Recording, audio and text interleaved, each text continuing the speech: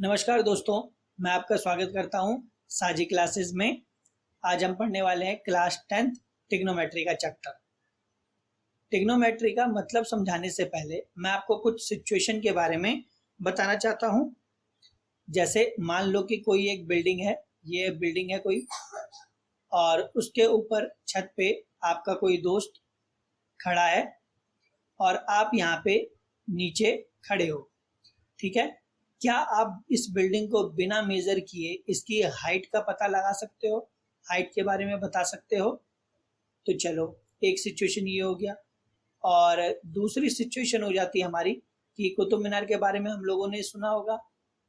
तो कुतुब मीनार जैसे हम देखने जाते हैं तो कुछ डिस्टेंस से हम कुतुब मीनार को देखते हैं।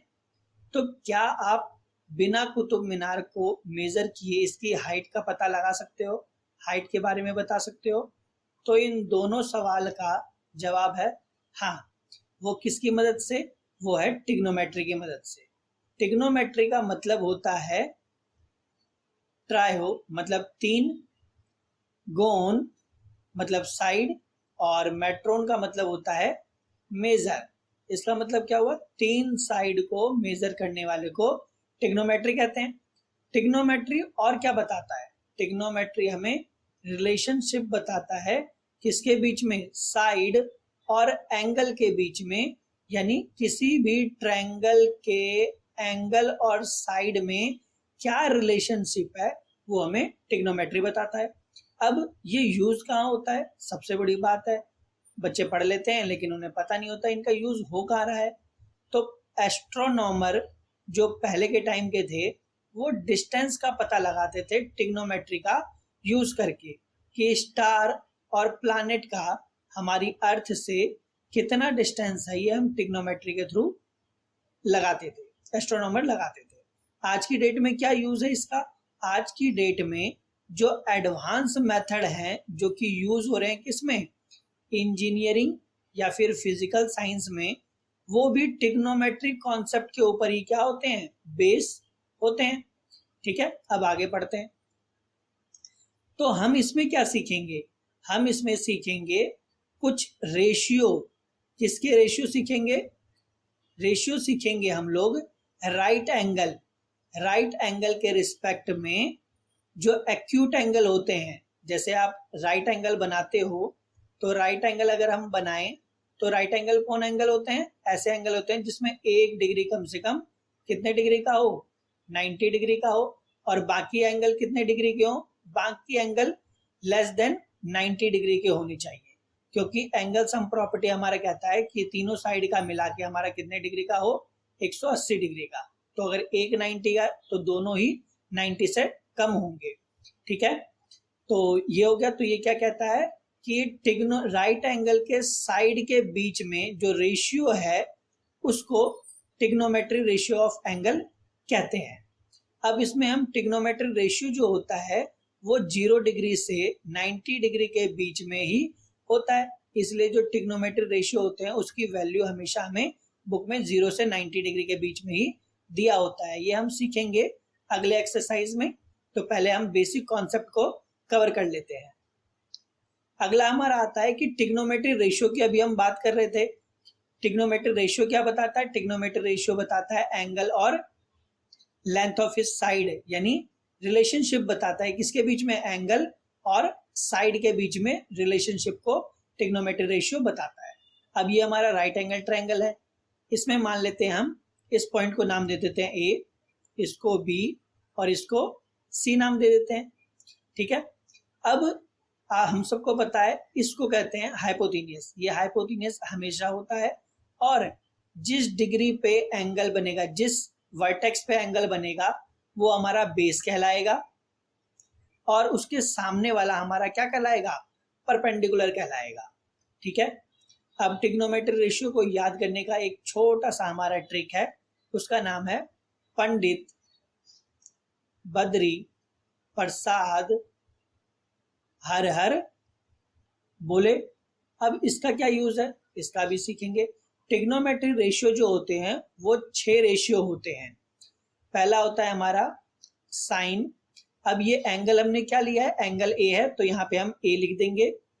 थीटा होता है तो थीटा, या जो भी एंगल के पास वर्टेक्स का नाम होता है वो हम लेते हैं। साइन के पास कॉस आ गया, फिर हमारा टेन आ गया, टेन ए, फिर हमारा कॉसेक आ गया, ये हमारा कॉसेक आ गया,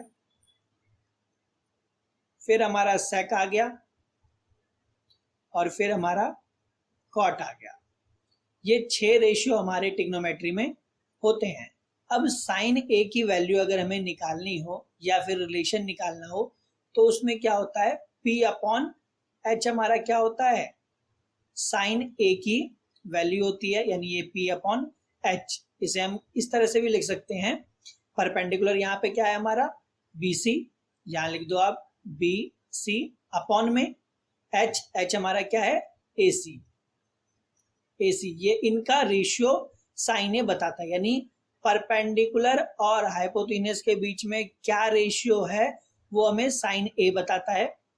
इसी तरह से अगर कॉस ए का हमें पता करना हो तो ये BH होता है, ये BH हमारा होगा, तो यहाँ हम क्या लिखेंगे B अपॉन H, यानी बेस और हाइपोटेन्यूस के बीच में रिलेशन हमें कॉस बताता है।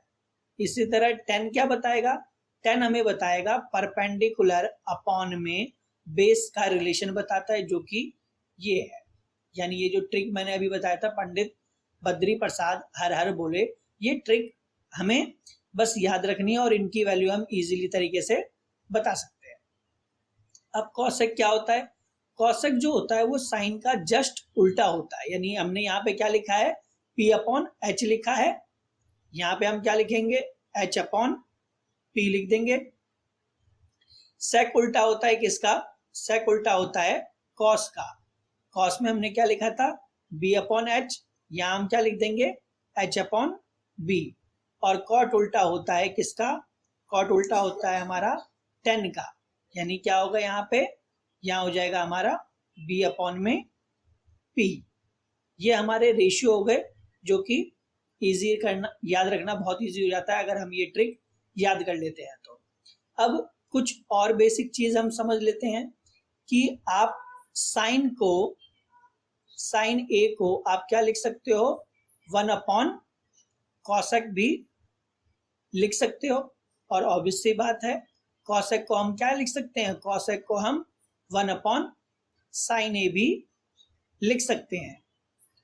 कॉस को हम क्या लिख पाएंगे, कॉस को हम लिख लेंगे 1 अपॉन सेक। इसी तरह से हम सेक को क्या लिख सकते हैं, सेक को हम लिख सकते हैं 1 अपॉन कॉस ए लिख सकते हैं। टेन को हम क्या लिख सकते हैं, टेन को हम लिख सकते हैं 1 अपॉन कॉट ए, और कॉट को हम क्या लिख सकते हैं, कॉट ए को हम लिख सकते हैं 1 अपॉन टेन ए हम लिख सकते हैं। ये आप फर्स्ट टाइम वीडियो देख रहे हैं तो पहली बार ट्रिग्नोमेट्री पढ़ रहे हैं तो थोड़ा सा आपको अलग लग रहा होगा कि पता नहीं हमें याद कैसे होगा, बट जब आप क्वेश्चन करेंगे तो ये ऑटोमेटिक धीरे धीरे आपको प्रैक्टिस करते करते याद होना स्टार्ट हो जाएगा।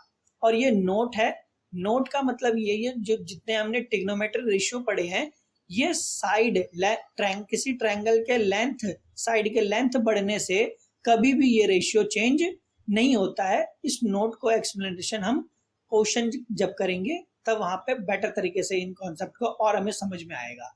अगर आपको वीडियो अच्छी लगी हो तो वीडियो को लाइक और सब्सक्राइब जरूर कर दें और चैनल को शेयर करना ना भूलें।